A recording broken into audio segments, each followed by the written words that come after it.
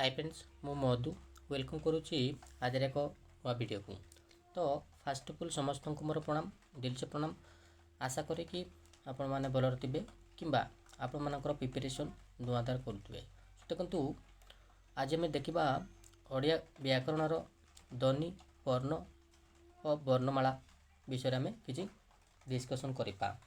Okay जोटा कि आपर city entrance बहुत हेल्पफुल रही है। ओके तो चलतु डेरी नक वीडियोटी देखी ना। हाँ जो पिला माने भी नुआ करी चैनल को विजिट करते सपोर्ट गोटे गोटे कर दिंतु। ओके तो चलतु आम देखी ना। देखतु ध्वनि आम क्या कहवा। प्रभातर शଯ୍ୟା त्यागठारू रातिर शଯ୍ୟା ग्रहण पर्यंत मनुष्य नाना ध्वनि शुणा पाई था। ओके प्रकृति राज्य रे हर विभिन्न ध्वनि सृष्टि होची। ओके मनुष्यर मध्य ध्वनि रही। ओके ना ध्वनि आम बेसिकली ध्वनि आम क्या कहवा। तो देखंतु ध्वनि आम क्या कहवा भाषार सर्वनिम्न एकक को ध्वनि बोली कहीता ना भाषार सर्वनिम्न एकक को कौन कहीता ना ध्वनि बोली कहीता। ओके भाव प्रकाशर प्रधान माध्यम को कौन कहीता ना भाषा बोली कहीता। आम जो भाव प्रकाश करूँ माने भाव विनिमय भाव प्रकाश करूँ ताको आम कौन कहवा ताको आम भाषा बोली कहीता। ओके ना ध्वनि हूँ एक प्रकार कौन ना ध्वनि हूँ एक प्रकार शब्द बा नाद बोली कहीता। ध्वनि हूँ एक प्रकार शब्द बा नाद भाषार सर्वनिम्न एकक को ध्वनि बोली कहीता। ना भाषा आम क्या कहीता भाषा आम क्या कहीता ना भाव प्रकाशर प्रधान माध्यम को आम कौन कहीता ना भाषा बोली कहीता। ओके भाव प्रकाशर प्रधान माध्यम को आम भाषा बोली कहीता। ओके देन वर्ण आम क्या कहवा ध्वनि मानकर लिखित रूप रही से ध्वनि मानकर से लिखित रूप रही से लिखित रूप को आम कौन कहवा ना वर्ण बोली कहवा। ध्वनि मानकर लिखित रूप को वर्ण बोली कहीता। सेमती वर्णर लिखित रूप को कौन कहीता ना लिपि बोली कहीता। वर्णर लिखित रूप को लिपि बोली कहीता। ध्वनिर लिखित रूप को वर्ण बोली कहीता। वर्णर लिखित रूप को लिपि बोली कहीता। ओके वर्णर अन्य नाम कौन अक्षर बोली कहीता। वर्णर अन्य नाम होची अक्षर। ओके तो ओडिया भाषा रे लेखापढ़ा पाई हमर केतटा वर्णमाला रही। ओके ना ओडिया व्याकरण रे वर्णमाला आमर केतटा रही रे ना आमर 49टा वर्णमाला रही। ओके 49टा आमर वर्णमाला रही। ओके देखंतु अ टारू आमर अनुसार पर्यंत आमर 49टा वर्णमाला रही। ओके देन हम देखिबा वर्ण मानकर विभागीकरण करा जायछि। ओके वर्ण मानकर विभागीकरण करा जायछि ओडिया भाषा रे। ओके तो सेमान को केते भाग रे विभक्त करा जायछि सेमान को हमर दुई भाग रे विभक्त करा जायछि। गोटेला स्वर वर्ण गोटेला व्यंजन वर्ण गोटेला स्वर वर्ण आ गोटेला कोन व्यंजन वर्ण दुई भाग रे विभक्त करा जायछि वर्ण को। ओके देन हम देखिबा स्वर वर्ण आमे का को कहबा। स्वर वर्ण का कहबा ना अन्य वर्णर साहाय्य न नहीं उच्चारित हेतुआ वर्ण मान को स्वर वर्ण बोली कहीता। ओके अन्य वर्णर साहाय्य न नहीं उच्चारित हेतुआ वर्ण मान को स्वर वर्ण बोली कहीता। ओके ओडिया भाषा रे स्वर वर्ण हमर केतेटा रही रे ना ओडिया भाषा रे स्वर वर्ण हमर 11टा रही था। ओके ओ आ हर्षई दीर्घई हर्षौ दीर्घौ रु ए ओई ओ औ ए सब हमर स्वर वर्ण बोली कहीता। ओके तेणु स्वर वर्ण मान को भी आमर विभागीकरण करा जायछि। ओके देखंतु तो स्वर वर्ण को दुई भाग रे विभक्त करा जायछि। गोटेला रस स्वर गोटेला दीर्घ स्वर गोटेला अर्श स्वर आ गोटेला कोन दीर्घ स्वर। ना अर्श स्वर आम क्या कहबा ना गोटे मात्रा रे उच्चारित हेउतिले से वर्ण गुडी को अर्श स्वर बोली कहीता। गोटे मात्रा रे उच्चारित हेउथुआ वर्ण मान को अर्श स्वर बोली कहीता। ओके ଆଉ ଦୁଇଟି ମାତ୍ରାରେ ଉଚ୍ଚାରିତ ହେଉଥିବା ବର୍ଣ୍ଣମାନଙ୍କୁ ଦୀର୍ଘ ସ୍ୱର ବୋଲି କହିଥାଉ। ଓକେ, ଦୁଇଟି ମାତ୍ରାରେ ଉଚ୍ଚାରିତ ହେଉଥିଲେ ସେଇ ବର୍ଣ୍ଣମାନଙ୍କୁ ଦୀର୍ଘ ସ୍ୱର ବୋଲି କହିଥାଉ। ଓକେ, ଦେଖନ୍ତୁ ଦୀର୍ଘ ସ୍ୱର ହେଉଛି ଆ, ଇ, ଔ, ଏ, ଐ, ଔ, ଏଗୁଡ଼ିକ ହେଉଛି ଆମର ଦୀର୍ଘ ସ୍ୱର ବୋଲି କହିଥାଉ। ଓକେ, ଅର୍ଶ ସ୍ୱର ଆମେ କାହାକୁ କହିଥାଉ? ଅ, ଇ, ଔ, ଋ, ଏହିସବୁକୁ ଆମେ ଦୀର୍ଘ ସ୍ୱର ବୋଲି ଅର୍ଶ ସ୍ୱର ବୋଲି କହିଥାଉ। ଓକେ, ଅ,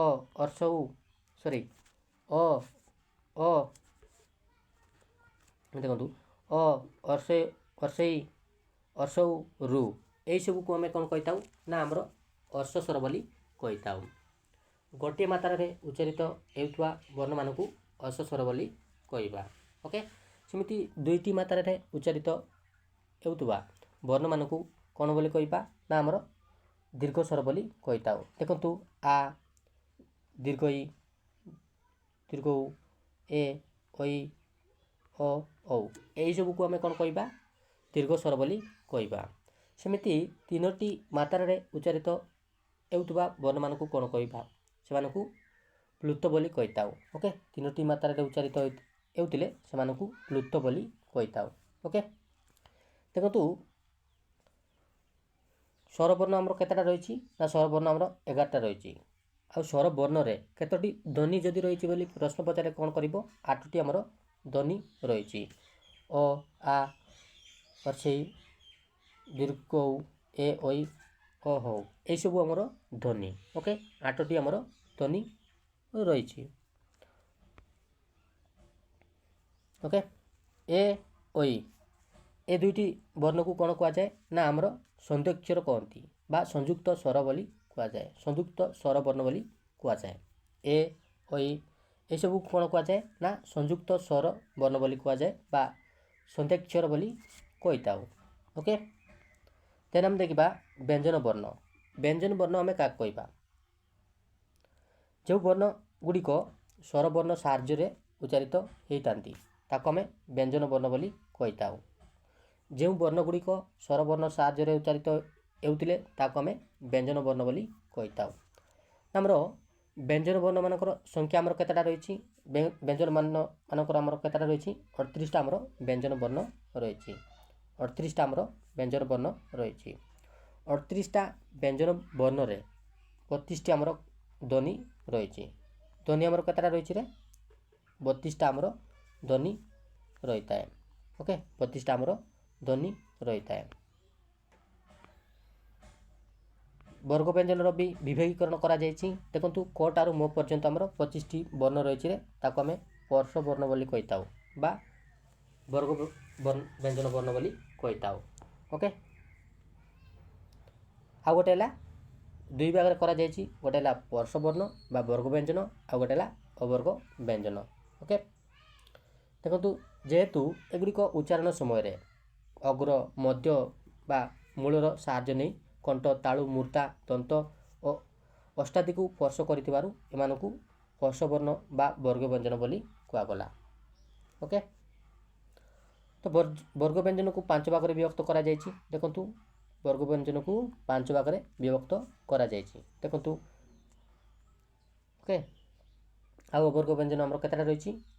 ଅବର୍ଗ ବ୍ୟଞ୍ଜନ ହେଉଛି ଆମର 13ଟା ରହିଛି। ଓକେ, ବର୍ଗ ବ୍ୟଞ୍ଜନ ଆମର 25ଟା ରହିଛି।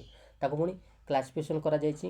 ଓକେ, ବର୍ଗୀକରଣ କରାଯାଇଛି। ଦେଖନ୍ତୁ କ ବର୍ଗରେ କ, କ, କ, କ, କ, କ, ଙ, ଛ ବର୍ଗରେ ଛ, ଛ, ଜ, ଜ, ଞ୍ଜ, ଟ ବର୍ଗରେ ଠ, ଠ, ଡ, ଢ, ଣ, ଥ ବର୍ଗରେ ଥ, ଥ, ଦ, ଧ, ନ, ପ ବର୍ଗରେ ପ, ପ, ବ, ବ, ମ, ଏହିସବୁ ଆମର ରହିଛି। ଓକେ, କ ବର୍ଗରେ ଆମର କ ବର୍ଗରେ କ, କ, ଗ, ଘ, ଙ ରହିଛି। ଏହିସବୁକୁ ଆମେ କ'ଣ କହିବା? କଣ୍ଠ ବର୍ଣ୍ଣ ବୋଲି କହିବା। ଓକେ, ଯେହେତୁ ଉଚ୍ଚାରଣ ସମୟରେ ଏମାନେ କଣ୍ଠରେ ଲାଗିଥାନ୍ତି ତେଣୁ ଆମେ କଣ୍ଠ ବର୍ଣ୍ଣ ବୋଲି କହିଥାଉ। ଆଉ ଛ ବର୍ଗରେ ଯେତିକି ଛ, ଛ, ଜ, ଜ, ଞ୍ଜ ଆମର ବର୍ଣ୍ଣ ରହିଛି ତାକୁ ଆମେ ତାଲବ୍ୟ ବର୍ଣ୍ଣ ବୋଲି କହିଥାଉ। ସେମିତି ଟ ବର୍ଗରେ ରହିଛି ଠ, ଠ, ଡ, ଢ, ଣ, ୟାକୁ ଆମେ କ'ଣ କହିଥାଉ? ମୂର୍ଧନ୍ୟ ବର୍ଣ୍ଣ ବୋଲି କହିଥାଉ। ସେମିତି ପ ବର୍ଗରେ ଯେତିକି ବି ବର୍ଣ୍ଣ ରହିଛି ପ, ଫ, ଥ, ଫ, ଥ ବର୍ଗରେ ଥ, ଥ, ଦ, ଧ, ନ, ଏସବୁକୁ ଦନ୍ତ ବର୍ଣ୍ଣ ବୋଲି କହିଥାଉ। ଓକେ, ଆଉ ପ ବର୍ଗରେ ରହିଛି ଫ, ପ, ବ, ବ, ମ, ଏସବୁ କ'ଣ କହିଥାଉ? ନା ଆମର ଅଷ୍ଟ ବର୍ଣ୍ଣ ବୋଲି କହିଥାଉ। ଓକେ, এই ବର୍ଗ ବ୍ୟଞ୍ଜନର ଶେଷ 5ଟି ଅକ୍ଷରକୁ କ'ଣ କହିଥାଉ ନା ଅନୁନାସିକା ବା ଅନୁନାସିକ ବର୍ଣ୍ଣ ବୋଲି କହିଥାଉ। ଅନୁନାସିକା ବା ଅନୁନାସିକ ବର୍ଣ୍ଣ ବୋଲି କହିଥାଉ। ଯେହେତୁ ଏମାନେ ଉଚ୍ଚାରଣ ସମୟରେ ଓକେ ନାକର ସାହାଯ୍ୟ ନେଇ ଏମାନେ ଉଚ୍ଚାରିତ ହୋଇଥାନ୍ତି, ତେଣୁ ଆମେ ଅନୁନାସିକ ବର୍ଣ୍ଣ ବୋଲି ମଧ୍ୟ କହିଥାଉ। ଓକେ, ଦେଖନ୍ତୁ ଅବର୍ଗୀୟ ବ୍ୟଞ୍ଜନମାନଙ୍କର ବିଭାଗୀକରଣ ବି କରାଯାଇଛି। ଓକେ, ଅନ୍ତସ୍ଥ ବର୍ଣ୍ଣ କାହାକୁ କୁହାଯାଏ? ଓକେ, ଦେଖନ୍ତୁ ଜ ର ଳ ଲ ବ ଏଇସବୁ କ'ଣ କୁହାଯାଏ ନା ଆମର ଅନ୍ତସ୍ଥ ବର୍ଣ୍ଣ ବୋଲି କୁହାଯାଏ। ଯେହେତୁ ଏମାନେ ଉଚ୍ଚାରଣ ସମୟରେ ସ୍ୱର କିମ୍ବା ବ୍ୟଞ୍ଜନର ମଧ୍ୟବର୍ତ୍ତୀ ହେତୁ ଏମାନଙ୍କୁ ଅନ୍ତସ୍ଥ ବର୍ଣ୍ଣ ବୋଲି କୁହାଯାଉଛି। ଓକେ, ଦେନ୍ ଉଷ୍ମ ବର୍ଣ୍ଣ ଆମେ କାହାକୁ କହିବା ନା ତାଲବେଶ, ମୂର୍ଦ୍ଧେଶ, ଦନ୍ତେଶ, ହ ଏଇସବୁକୁ ଆମେ କ'ଣ କହିବା ଉଷ୍ମ ବର୍ଣ୍ଣ ବୋଲି କହିଥାଉ। ଯେହେତୁ ଏମାନେ ଉଚ୍ଚାରଣ ସମୟରେ ଅଧିକ ଉଷ୍ମ ନିର୍ଗତ କରିଥାନ୍ତି, ତେଣୁ ଆମେ ଉଷ୍ମ ବର୍ଣ୍ଣ ବୋଲି କହିଥାଉ। ଓକେ, ତାଲବେଶ, ମୂର୍ଦ୍ଧେଶ, ଦନ୍ତେଶ, ହକୁ ଆମେ ଉଷ୍ମ ବର୍ଣ୍ଣ ବୋଲି କହିଥାଉ। ଓକେ, ଅଯୋଗ ବାହ ବର୍ଣ୍ଣ ଆମେ କାହାକୁ କହିବା ଅନୁସାର, ବିସର୍ଗ, ଚନ୍ଦ୍ରବିନ୍ଦୁ ଏଇସବୁକୁ ଅଯୋଗ ବାହ ବର୍ଣ୍ଣ ବୋଲି କହିଥାଉ। ଯେହେତୁ ଏମାନେ ସ୍ୱର କିମ୍ବା ବ୍ୟଞ୍ଜନ ବର୍ଣ୍ଣର ସାହାଯ୍ୟ ବିନା ଉଚ୍ଚାରିତ ହୋଇପାରନ୍ତି ନାହିଁ। ଏମାନେ ହେଉଛି ସ୍ୱରବର୍ଣ୍ଣ କିମ୍ବା ବ୍ୟଞ୍ଜନ ବର୍ଣ୍ଣ ସାହାଯ୍ୟରେ ଏମାନେ ଉଚ୍ଚାରିତ ହୋଇପାରନ୍ତି, ତେଣୁ ଆମେ ଅଯୋଗ ବାହ ବର୍ଣ୍ଣ ବୋଲି କହିବା ବା ଅବିଭାଜ୍ୟ ବର୍ଣ୍ଣ ବୋଲି ଆମେ କହିଥାଉ। ତେଣୁ ଆମେ ଦେଖିବା ଅନୁନାସିକ ବର୍ଣ୍ଣ। ବର୍ଗ ବ୍ୟଞ୍ଜନର ଶେଷ 5ଟି ଅକ୍ଷରକୁ ଅନୁନାସିକ ବର୍ଣ୍ଣ ବୋଲି କୁହାଯାଏ। ଯେହେତୁ ଏମାନେ ଉଚ୍ଚାରଣ ସମୟରେ ନାସିକର ସାହାଯ୍ୟ ନେଇ ଉଚ୍ଚାରିତ ହେଉଥିବାରୁ ତାକୁ ଆମେ ଅନୁନାସିକ ବା ନାସିକ ବର୍ଣ୍ଣ ବୋଲି କହିଥାଉ। ଓକେ, ତାକୁ ଆମେ କ'ଣ କହିଥାଉ ଅନୁନାସିକ ବା ନାସିକ ବର୍ଣ୍ଣ ବୋଲି କହିଥାଉ। ଓକେ, ତ ଣକ କେଉଁ ବର୍ଣ୍ଣ ଯଦି ପଚାରିଲେ କ'ଣ କରିବ, ସେଇଟା ହେଉଛି ଆମର କ'ଣ ଅନୁନାସିକ ବର୍ଣ୍ଣ କରିଦେବ। ଓକେ, ଜ୍ଞକ କେଉଁ ବର୍ଣ୍ଣ ଯଦି ପଚାରିଲେ କ'ଣ କରିବ, ସେଇଟା ହେଉଛି ଅନୁନାସିକ ବର୍ଣ୍ଣ ବୋଲି କରିଦେବ। ଓକେ, ଅନୁନାସିକ ବର୍ଣ୍ଣ ବୋଲି କହିବ।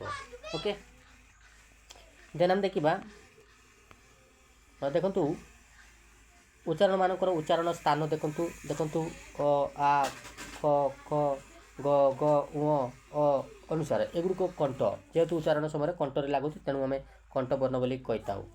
ହର୍ଷେଇ, ଦୀର୍ଘଇ, ଚ ଛ ଜ ଜ ଓକେ ଜ ୟ ସ ଏଗୁଡ଼ିକ ତାଳୁରେ ଲାଗୁଛି, ତେଣୁ ଆମେ ତାଲବ୍ୟ ବର୍ଣ୍ଣ ବୋଲି କହିଥାଉ। ରୁ ଠ ଠ ଡ ଡ଼ ଣ ସ ମୂର୍ଦ୍ଧାରେ ଲାଗୁଛି, ତେଣୁ ମୂର୍ଦ୍ଧନ ବର୍ଣ୍ଣ ବୋଲି କହିଥାଉ। ଥ ଥ ଦ ଦ ନ ସ ଦେଖନ୍ତୁ ଦନ୍ତରେ ଲାଗୁଛି, ତେଣୁ ଆମେ ଦନ୍ତ୍ୟ ବର୍ଣ୍ଣ ବୋଲି କହିଥାଉ। ହର୍ଷଉ, ଦୀର୍ଘଉ, ଫ ଫ ବ ବ ମ ଅଷ୍ଟବର୍ଣ୍ଣ ବୋଲି କହିଥାଉ। ଓକେ, ସେମିତି ଏ ଐ ହେଉଛି ଆମର କ'ଣ କଣ୍ଠ କିମ୍ବା ତାଳୁରେ ଲାଗୁଛି, ତେଣୁ ଆମେ କଣ୍ଠ ତାଲବ୍ୟ ବର୍ଣ୍ଣ ବୋଲି କହିଥାଉ। କଣ୍ଠ କିମ୍ବା ତାଳୁରେ ଲାଗୁଛି ଉଚ୍ଚାରଣ ସମୟରେ, ତେଣୁ ଆମେ କ'ଣ କହିଥାଉ ନା ଆମର କଣ୍ଠ ତାଲବ୍ୟ ବର୍ଣ୍ଣ ବୋଲି କହିଥାଉ। ସେମିତି ଅ ଔ ହେଉଛି କଣ୍ଠ ଅଷ୍ଟରେ ଲାଗୁଛି, ତେଣୁ ଆମେ କଣ୍ଠ ଅଷ୍ଟ ବୋଲି ବର୍ଣ୍ଣ ବୋଲି କହିଥାଉ। ସେମିତି ବ ଦନ୍ତ ଅଷ୍ଟରେ ଲାଗୁଛି, ତେଣୁ ଆମେ ଦନ୍ତସ୍ଥ ବର୍ଣ୍ଣ ବୋଲି କହିଥାଉ। ଓକେ, ଦନ୍ତସ୍ଥ ବର୍ଣ୍ଣ ବୋଲି କହିଥାଉ। ଅନୁସାର, ବିସର୍ଗ ଓକେ ଏଗୁଡ଼ିକ ମୁକ ବା ନାସିକା ସାହାଯ୍ୟରେ ମାନେ ଉଚ୍ଚାରିତ ହୋଇଥାନ୍ତି, ତେଣୁ ଆମେ କ'ଣ କହିଥାଉ ନା ଆମର ଅନୁନାସିକ ବର୍ଣ୍ଣ ବୋଲି କହିଥାଉ। ଓକେ, ଦ ନ୍ୟ ଣ ନ ମ ଏସବୁ କ'ଣ କଣ୍ଠ କିମ୍ବା ତାଲୁରେ ଲାଗୁଥିବାରୁ ଆମେ କ'ଣ କହିବା ଅନୁନାସିକ ବର୍ଣ୍ଣ ବୋଲି କହିଥାଉ। ଅନୁନାସିକ ବର୍ଣ୍ଣ ବୋଲି କହିଥାଉ। ବର୍ଗର ପଞ୍ଚମ ବର୍ଣ୍ଣ, ତାକୁ ଆମେ କ'ଣ କହିବା ନାସିକ ବା ନାସିକା ବର୍ଣ୍ଣ ବୋଲି କହିଥାଉ। ଓକେ, ନାସିକା ବର୍ଣ୍ଣ ବୋଲି କହିଥାଉ। ଓକେ, ଦେନ୍ ଆମେ ଦେଖିବା ଅଳ୍ପ ପ୍ରାଣ ବ୍ୟଞ୍ଜନ। ଅଳ୍ପ ପ୍ରାଣ ବ୍ୟଞ୍ଜନ ଆମେ କାହାକୁ କହିବା ଅଳ୍ପ ପ୍ରାଣ ବ୍ୟଞ୍ଜନ। ଯେଉଁ ବର୍ଣ୍ଣମାନଙ୍କର ଉଚ୍ଚାରଣ ସମୟରେ ଅଳ୍ପ ବାୟୁ ନିର୍ଗତ ହୋଇଥାଏ, ତାକୁ ଆମେ କ'ଣ କହିବା ଅଳ୍ପ ପ୍ରାଣ ବ୍ୟଞ୍ଜନ ବୋଲି କହିଥାଉ। ଓକେ, ଦେନ୍ ଆମେ ଯେଉଁ ବର୍ଣ୍ଣମାନଙ୍କର ଉଚ୍ଚାରଣ ସମୟରେ ଅଧିକ ବାୟୁ ନିର୍ଗତ ହୋଇଥାଏ, ତାକୁ ଆମେ କ'ଣ କହିବା ମହାପ୍ରାଣ ବ୍ୟଞ୍ଜନ ବୋଲି କହିଥାଉ। ଯେଉଁ ବର୍ଣ୍ଣମାନଙ୍କର ଉଚ୍ଚାରଣ ସମୟରେ ଅଳ୍ପ ବାୟୁ ନିର୍ଗତ ହୋଇଥାଏ, ତାକୁ ଆମେ ଅଳ୍ପ ପ୍ରାଣ ବ୍ୟଞ୍ଜନ ବୋଲି କହିବା। ଓକେ, ଯେଉଁ ବର୍ଣ୍ଣମାନଙ୍କର ଉଚ୍ଚାରଣ ସମୟରେ ଅଧିକ ବାୟୁ ନିର୍ଗତ ହୋଇଥାଏ, ତାକୁ ଆମେ ମହାପ୍ରାଣ ବ୍ୟଞ୍ଜନ ବୋଲି କହିଥାଉ। ଓକେ, ଅଘୋଷ ବ୍ୟଞ୍ଜନ ଆମେ କାହାକୁ କହିବା ନା ଯେଉଁ ବର୍ଣ୍ଣ ଗୁଡ଼ିକର ଉଚ୍ଚାରଣ ସମୟରେ ସ୍ୱରତନ୍ତ୍ରୀ କମ୍ପିତ ହୋଇନଥାଏ, ତାକୁ ଆମେ କ'ଣ କହିବା ନା ଅଘୋଷ ବ୍ୟଞ୍ଜନ ବୋଲି କହିବା। ଓକେ, ଯେଉଁ ବର୍ଣ୍ଣ ଗୁଡ଼ିକର ଉଚ୍ଚାରଣ ସମୟରେ ସ୍ୱରତନ୍ତ୍ରୀ କମ୍ପିତ ହୋଇନଥାଏ, ତାକୁ ଆମେ କ'ଣ କହିବା ନା ଅଘୋଷ ବ୍ୟଞ୍ଜନ ବୋଲି କହିଥାଉ। ଓକେ, ଆଉ ଯେଉଁ ବର୍ଣ୍ଣ ଗୁଡ଼ିକର ଉଚ୍ଚାରଣ ସମୟରେ ସ୍ୱରତନ୍ତ୍ରୀ ଆମର କମ୍ପିତ ହୋଇଥାଏ ତାକୁ ଆମେ କ'ଣ କହିବା, ତାକୁ ଆମେ ସ ଗସ ବ୍ୟଞ୍ଜନ ବୋଲି